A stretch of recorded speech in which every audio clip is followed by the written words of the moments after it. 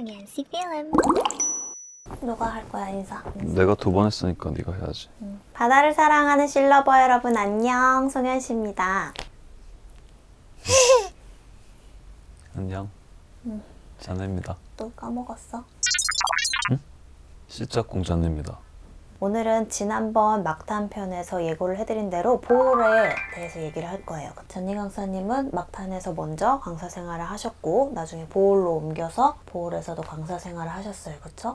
네. 그래서 오늘은 보홀 포인트에 대해서 얘기를 해볼 거예요. 근데 보홀은 포인트가 얘기할 게 엄청 많죠. 많지. 그래서 좀 간략하게 얘기를 할까요? 네. 간략해봤자 또 20분 넘겠지만 저는 보홀이 약간 의미가 있는 게 처음으로 강사님 없이 로그수 40대일 때 로그수가 7밖에 안 되는 친한 동생을 데리고 뭐 내가 얘를 물속에서 책임져야 한다는 게 힘들었다 막 이런 얼토당토 않는 얘기가 써있는 로그북이 있고 그래요. 저보다 레벨 높은 동료가 없는 상태에서 투어를 갔다 오니까 엄청 뭔가 성장한 느낌이 들긴 했었어요. 그 쪼레비 송현이가 썼던 로그북도 간간히 읽어드리면서 그 쪼레비 송현이가 돌아다닐 때 강사를 하고 있었던 잔니 강사님의 이야기도 듣겠습니다. 어디 먼저 가볼까요? 먼저 보홀에 가는 법부터 얘기해야 될 것 같아. 보홀도 저번에 말씀드린 막탄처럼 한국 사람들에게 엄청 좋은 다이브 사이트예요. 접근성이 예전보다 더 좋아졌죠. 예전에는 세부에 4시간 비행기 타고 가서 2시간 오션젯이라는 페리를 타고 팡라우 본섬에 도착하게 되거든요. 딱빌라란이란 도시인데 팡라우랑 다리로 이어져 있어요. 그래서 그 딱빌라란 항에서 팡라우 본섬에 있는 다이브샵까지 적어도 30분. 오션젯을 혹시나 이용하신 분들에게 꼭 필수 팁이 있습니다. 오션젯 안은 정말 춥습니다. 바람막이 정도 그 얇은 점퍼 있잖아. 바람막이 입 돌아갑니다. 그걸로는 견딜 수 없습니다. 사람들이 반바지 입고 다닐 거 아니야. 그 반바지에 대해서 간과하는 거지. 밑에도 덮을 걸 꼭 준비하셔야 돼요. 맞습니다. 비즈니스석을 보통 많이 탈 건데 한국 분들은 진짜 큰일 나요. 그래서 꼭 두툼한 옷을 준비하셔야 됩니다. 제일 추웠던 배가 3시, 4시 배였던 것 같아요. 시간대별로 달라요? 배 종류 따라 다른 게 아니고?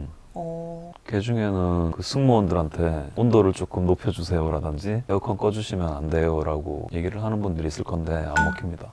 네. 그런데 이제는 보홀에 가는 직항 비행기가 생겼잖아요. 원래는 국제공항이 아니죠. 닥빌라란 공항이. 거기에 이제 시범적으로 운영하다가 팡라오에 신공항이 들어서면서 그쪽으로 한국 직항이 생겼는데 저는 안 타봤어요. 얼마나 걸리죠? 세부랑 비슷한가요? 네, 시간은? 보통 4시간? 4시간 언저리? 예전에는 비행기로만 가려면 마닐라로 가서 보홀로 가는 방법밖에 없었거든요. 세부에는 보홀 가는 비행기가 경비행기밖에 안 떠요. 경비행기 너무 비싸고 짐 싣는 것도 부담되고 그랬는데 이제 정말 좋아졌죠. 그리고 보홀이라는 섬 자체가 꽤 보존이 잘 돼 있는 구역이 많아요. 여러분들이 다 아시는 발리카삭이라는 어마어마한 섬도 하나 있고 그 팡라우 본섬에 있는 포인트들도 필리핀 바다를 너무나 잘 보여주는 사이트죠. 그러니까 보홀이 어마어마하게 큰 본섬이 있고 팡라우라는 위성섬이 하나 있는데 팡라우라는 위성섬이 보통의 대부분의 다이브 사이트들이 몰려 있어요. 그리고 이 팡라우라는 섬 쪽에 있는 또 다른 위성섬이 발리카삭인 거고. 그러니까 옛날에는 그 어마어마하게 큰 보홀 자체에 있는 공항이었는데 이제는 팡라오 섬 안에 공항이 생긴 거죠? 거기가 내가 살 때 자주 지나가던 곳인데 정말 숲이 아름다웠는데 그걸 다 밀어버리고 공항에 대해서 아쉽긴 하지만 한국 사람들이 휴가가 되게 짧으니까 시간이 촉박한 다이버들한테는 엄청 좋은 소식이죠. 막탄 가듯이 갈 수 있는 조금 더 풍족한 사이트. 그럼 이제 다이빙을 가볼까요? 성현씨 필름. 저는 로그 38부터 보홀에서 했어요. 2014년 5월이에요. 그러면 송현 씨가 다이빙했던 순서대로 보홀을 한번 훑어볼게요. 아, 그럴까요? 네. 처음에 보홀 알로나 비치에서 체크 다이빙을 했어요. 이거는 반성문이네 다. 중간에 15에서 20m 지점에 월을 왼쪽에 끼고 돌 때 엄청난 조류를 느껴서 핀치를 하는데 힘이 붙이는 느낌이었대요. 진짜로 엄청난 조류였을 수도 있고 지금 다시 가면 아닐 수도 있고. 그렇구나. 그리고 알로나 비치에서 나이트를 했는데 이게 되게 재밌었나 봐. 들어가자마자 그루퍼를 봤는데 우와 크다! 라고 해서 얼마나 큰가 봤더니 50cm 넘었을 거예요. 굉장히 진실한 다이버다. 그치? 50cm면 오빠 이 정도지? 응? 이 정도. 이거 30cm지. 이게 20이야 오빠. 30, 40, 50. 엄청 크네. 자, 물속에서 50cm 봤으니까 30% 줄이면 35cm 정도 될게요. 그리고 그 바다 나리를 많이 봤는데 피아노를 치는 우아한 손가락 같았대요. 무리씨 아이돌을 제가 이때 이름을 몰라가지고 코 수술한 애 같이 오똑 선 느낌의 깃대돔을 봤다고 써놨어. 표현 되게 예쁘겠네. 코 수술한 애가 뭐가 예뻐. 옛날에 어디다가는 내가 마스카라 한 애 같다고 써놓은 것도 있었는데. 근데 송현 씨 네. 로그북이 그림 디테일이 상당합니다. 알로나 비치는 알로나 해변 바로 정면을 얘기하는, 보통 거기까지 배를 띄우진 않고 그쪽 다이빙 샵들이면 비치 다이빙으로 많이 들어가겠는데 모래사장이 엄청나게 완만한 슬로프로 이어지다가 6에서 10m 그 정도부터 월이 시작되는데, 월도 그렇게 깊지가 않아요. 보통 한 25, 30 안쪽일 거예요, 기억에. 필리핀에서 볼 수 있는 고기들 되게 많이 볼 수 있습니다. 그리고 알로나 비치 쪽에 제가 있을 때 산호 복원 작업을 했거든요. 제가 보홀에 가기 전에 엄청 큰 태풍이 와가지고 그 알로나 사이드 쪽 연산호들이 단 하나도 없이 다 쓸려갔어요. 정말 황량한 바다가 돼가지고 제가 거기에 일을 하러 갔을 무렵에 조금 복원이 되던 차였는데, 왜 우리 콘크리트 같은 거 공사할 때 미리 뼈대를 이렇게 세우거든요. 물속에 가면 그런 구조물들이 되게 많았어요. 영어로 산호 갱생 중입니다 이런 거 적혀 있었고, 해당 다이빙 샵 이름 적혀 있었고, 그리고 정말 조그만한 그 나무로 치면 묘목이죠, 묘목. 키우는 거예요? 부착시키는 거죠. 그 구조물은 걷어오는 게 아니라 그 구조물 자체가 이제 산호의 집이 되는 거예요. 난파선이 빠졌을 때 난파선에 부착생물들이 붙어가지고 번식하는 것처럼. 그래서 그때가 2013년? 4년? 2013년이니까 지금은 어마어마하게 산호가 많아졌을 거예요. 태풍이 따라오지 않았으면. 알로나 비치에 렉 포인트가 있나 봐요. 네, 비치에서 바다를 바라보고 대각선 오른쪽 방향에 뉴렉이라는 작은 요트가 가라앉아 있습니다. 작은 방이 안에 있고 정말 요트예요. 층고가 2층으로 돼 있고 위에 조종할 수 있고. 그 요트는 거기 누가 빠뜨린 건가요? 100% 정확한 건 아닌데 카더라? 카더라인데 필리핀 현지 카더라죠. 필리핀 다이브 마스터들한테 들었는데, 보홀 특징이 다이브 마스터들이 샵에 소속된 애들이 별로 없어요. 거의 다 프리랜서들이 많고 1인 사업체로 이제 이 샵 저 샵 움직이는 거죠. 보홀 다이브 마스터들이 생활이 조금 윤택합니다. 이 샵 저 샵 돌아다니는 애들이니까 되게 가십거리를 많이 전해 들을 거 아니에요. 근데 이 배 주인이 이 배를 사가지고 얼마 안 지나서 아침에 배를 타려고 배가 묶여있는 곳을 봤는데 배가 없는 거예요. 그래서 어디 갔죠? 도둑 맞았다고 생각하고 코스트 가드들한테도 신고를 하고 배를 찾아 헤맸다고 하는데 그 배가 없을 거 아니에요. 가라앉았으니까. 아, 가라앉은 거야 거기에? 뭐 그 전날에 비가 엄청 와서 뭐 가라앉았던지, 아니면은 정박을 잘못 해놔가지고 뭐 물때 안 맞아가지고. 아니면 혹시 인생을 잘못 살아서 누가 밤에 그럴 수도 있지. 그래서 다이버들이 발견했답니다. 평소대로 알로나 비치 쪽에 그냥 펀다이빙 들어갔는데 갑자기 그게 최초 수심이 30m 언저리라고 들었어요. 처음에 빠졌을 때 30m 언저리에 그 배가 있었는데 30m 안쪽이지. 배 주인이 그 배를 뭐 인양을 안 하고 그냥 그대로 뒀다고 하더라고요. 저는 35.8m라고 로그에 써놓긴 했어요. 이게 그 이후에 큰 태풍이 와서 배가 슬로프 밑으로 이렇게 딸려 내려간 거죠. 리조트 배가 빠진 거래라고 써있네. 난파선 주위에 고기들이 많이 있었대. 거기는 가시면 엄청 큰 사이즈의 라이언 피쉬들 엄청 많고, 뭐 문어, 자이언트 프로그피쉬, 보홀이 자이언트 프로그피쉬들이 진짜 많습니다. 귀엽겠다. 와띠라고 해가지고 프로그피쉬인데 사막인 한 것처럼 볼록볼록한 애들이 있어요. 크기는 작은데 새끼인가 생각할 수도 있는데 걔들이 다 큰 거거든요. 이만한 애들. 색도 엄청 화려하고 걔들이 좀 카메라에 찍힐 줄 아는 것 같아. 표정이 좀 표정도 있고 이거 발도 이렇게 슬로우 익살스럽고 이렇게. 활동적이고.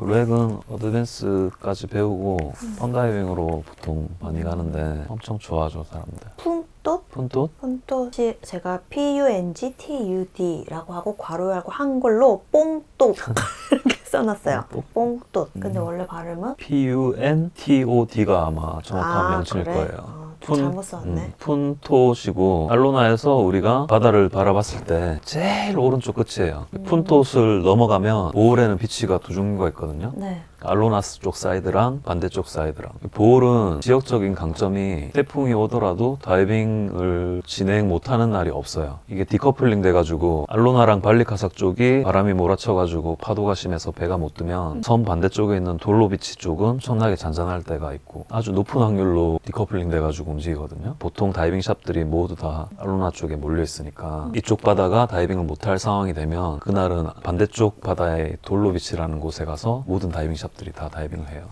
태풍이 오기 전에 모든 알로나에 있는 그 많은 방카들이 그 전날에 배를 이제 피항해야 되니까 한꺼번에 움직이는데 오후에 바닷가 앉아서 그거 보는 것도 장관이었어요. 그래서 푼톳은 들어가자마자 라이언피쉬가 있었대. 그리고 우왕 거북이다. 푼톳에서? 리프 중간 벽에 앉아있던 거북이 예쁘다. 이때 아네모네 피쉬만 봐도 좋아할 때라서 자꾸 아네모네 피쉬 얘기가 있고. 근데 5m 지점부터 완전 추워지더라. 수온이 급변했다고 써있어요. 이건 저만의 느낌이었죠? 아닐 수도 있어.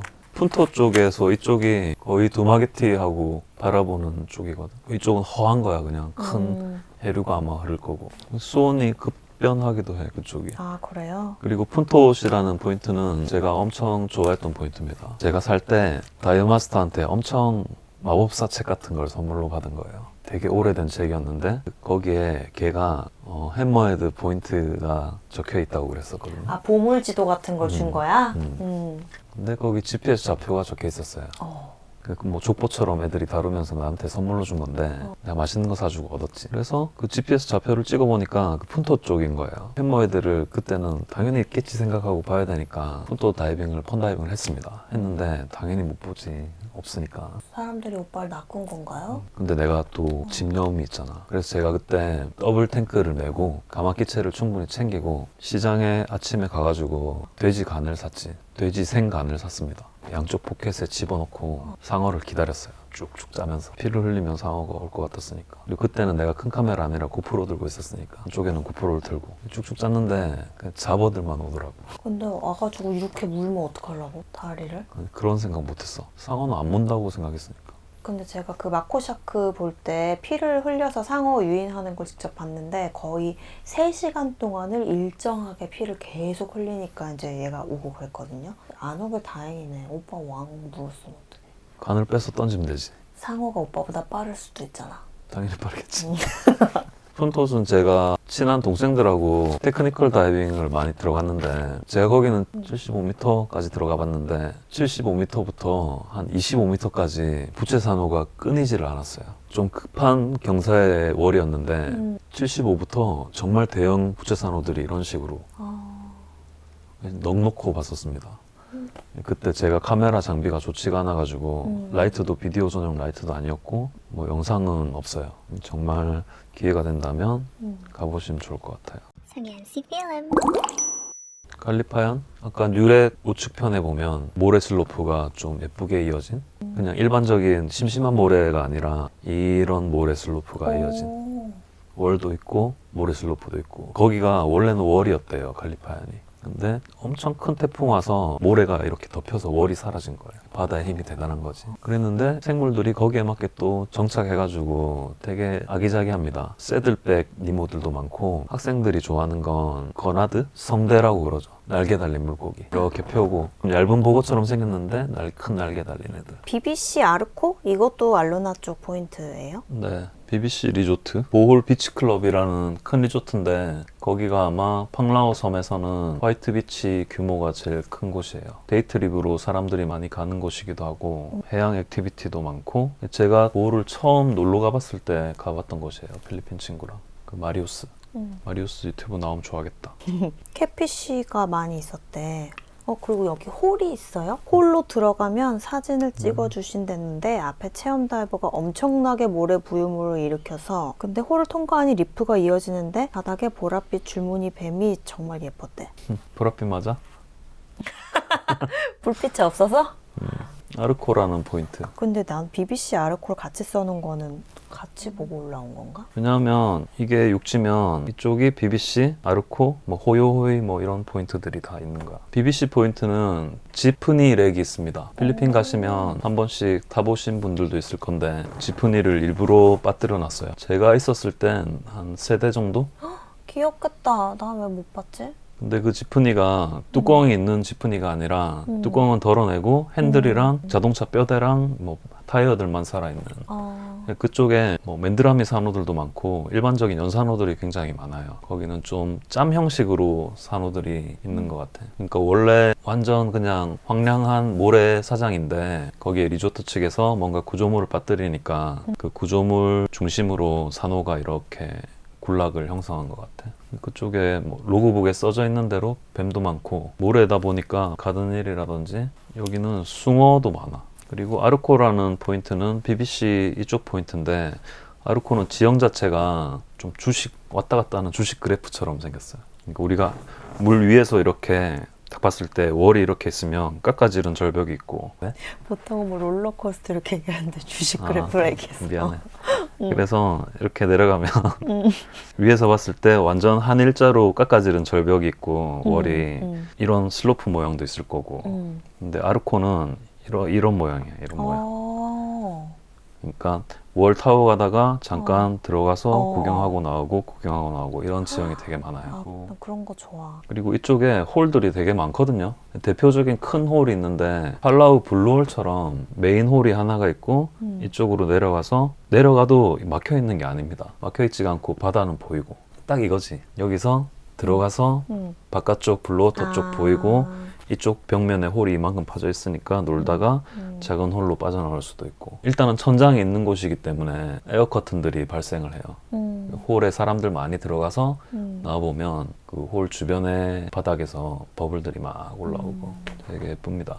그리고 BBC에서 알로나 쪽으로 조금 더 오면 호요호이라는 데가 있거든요. 굉장히 리프가 얕아요. 한 3m? 3m인데 산호들 꽤 많이 보존돼 있고 월도 나름대로 예뻤고 거기에 제가 발견한 렉이 있어요. 쉬는 날에 한 번씩 스쿠터 가지고 가서 한 4-5개 포인트를 쭉 훑었다가 오곤 했었는데 한 수심 35 정도에 조그만한 스피드보트 가라앉아 있는 걸 발견한 적이 있어.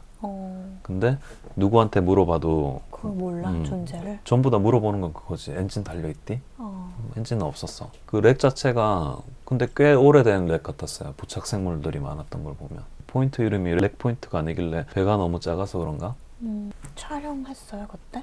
촬영했죠. 근데 안 남아있습니다. 제가 보울 살 때 가지고 있던 외장하드 3개가 전부 다 뻑이 났어요. 정말 슬픈 이야기. 저는 그래서 시게이트를 싫어합니다. 성현씨 필름. 아까 얘기했던 알로나 비치 반대쪽에 돌호 비치 쪽으로 가면 거기도 포인트들이 있거든요. 벨뷰라는 리조트, 굉장히 고급 리조트가 있는데 거기도 화이트 비치가 엄청 좋아요. 정말 싱싱한 코코넛 싼 값에 많이 사 먹을 수도 있고 벨뷰 하우스 리프 쪽이랑 모모 비치라는 포인트가 있고 이건 다 묶어서 얘기해도 될 것 같아. 벨뷰, 모모 비치, 나팔링 이 포인트까지 오빠 잠깐만. 물고기들의 어린이집 같은 요즘 말로 바꾼 거예요? 그쪽에 가면 그런 틈이 있는 곳에는 타가소처럼 치어들이 많으니까 제가 타가소라고 얘기했었는데 가만히 생각해보니까 너무 옛날 사람 느낌이 났어요. 타가소는 좀 안 쓰는 말인 것 같아서 어린이집 같은 거예요. 규모가 큰.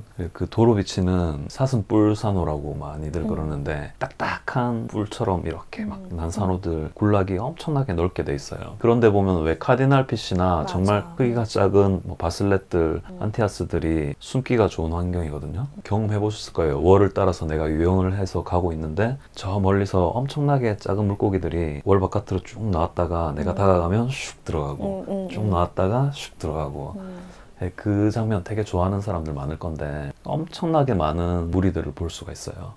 보통은 알로나 쪽에 있는 샵들이 정상적인 다이빙을 진행하지 못할 때 도로비치 쪽으로 많이 갔었는데 실제로 도로비치를 더 좋아하는 다이버들도 꽤 많았어요. 그런 분위기를 좋아하고. 그리고 그쪽은 발리카삭 반대쪽이기 때문에 거북이 종류는 그렇게 많이 없었습니다. 지형을 감상하고 싶으신 분들은 나팔링이라는 포인트도 꼭 가보시면 좋겠어요. 나팔링이라는 포인트가 그쪽에 있는 리조트, 다이나믹 보울 리조트 앞쪽에 있는 바다인데 좀 모할보할스러운 바다인 것 같아요. 리조트에서 전속력으로 점프해서 뛰면 월 바깥으로 뛰어내릴 수 있는 거리. 그러니까 엄청나게 월이 가깝고 환경이 정말 좋아요. 월도 깊고 웅장하고 산호도 많고 생물들도 다양하게 있고 제가 살던 시절에 거기에 어마어마하게 큰 규모의 폐그물들이 있었거든요. 누가 버린 것 같은데 그래서 우리는 그때는 그쪽 다이빙 가면 그 그물 조금씩 끊고 나오는 게 일이었어. 발리카삭 가볼까요? 발리카삭 블랙포레스트 다이버스 헤븐 로얄 가든 카테드랄 까시드랄 마린 생츄어리 이렇게 포인트가 5개인가요? 거의? 네, 루디스락도 있고 아 거기를 안 갔나 봐. 텐션업 안녕. 안녕.